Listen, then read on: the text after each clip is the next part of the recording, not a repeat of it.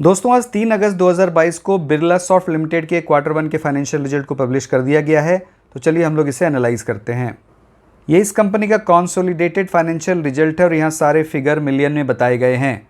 मैं आपको फिगर्स को करोड़ में कन्वर्ट कर बताऊंगा accept earning per share. Q1 में रेवेन्यू फ्रॉम ऑपरेशन 1154 करोड़ है, जो प्रीवियस क्वार्टर में ये 1101 करोड़ था और प्रीवियस ईयर के Q1 में ये 945 करोड़ था। तो रेवेन्यू फ्रॉम ऑपरेशन में ईयर ऑन ईयर बेसिस पर लगभग 22% की बढ़त है और क्वार्टर ऑन क्वार्टर देखें तो ये लगभग 5% बढ़ा है।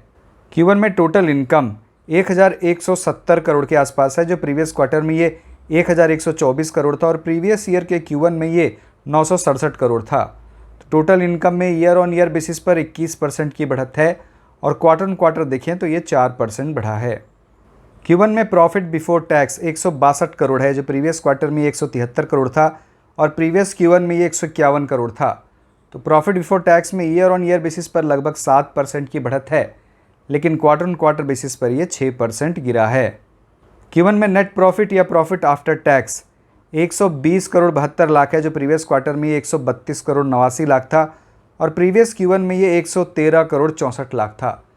पैट में ईयर ऑन ईयर बेसिस पर 6.23% की बढ़त है, लेकिन क्वार्टर ऑन क्वार्टर बेसिस पर ये 9.16% गिरा है। Q1 में डाइल्यूटेड अर्निंग पर शेयर 4 रुपये 25 पैसे है, जो प्रीवियस क्वार्टर में ये 4 रुपये 68 पैसे था और प्रीवियस Q1 में ये 3 रुपये 96 पैसे था।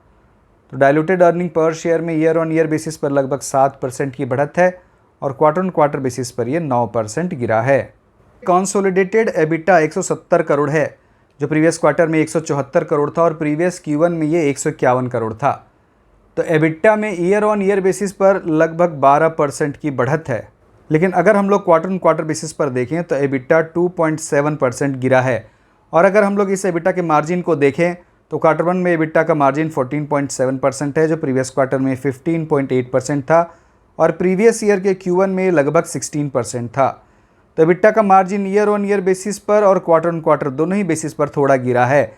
आप इसे स्टेबल भी समझ सकते हैं क्योंकि ये लगभग 1% की गिरावट है। अगर हम लोग क्वार्टर 1 के एबिट के मार्जिन को देखें तो क्वार्टर 1 में एबिट का मार्जिन 13% है, जो प्रीवियस क्वार्टर में 14% था और प्रीवियस ईयर के Q1 में भी ये 14% ही था।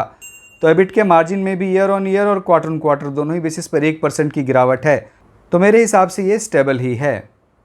तो दोस्तों हम लोगों ने देख लिया इस कंपनी का रेवेन्यू फ्रॉम ऑपरेशन तो ईयर ऑन ईयर और क्वार्टर ऑन क्वार्टर दोनों ही बेसिस पर बढ़ा है और इस कंपनी का पैट EPS इन दोनों में ही ईयर ऑन ईयर तो बढ़त हुई है, लेकिन क्वार्टर ऑन क्वार्टर बेसिस पर इसमें गिरावट है और इस कंपनी के मार्जिन लगभग स्टेबल ही हैं।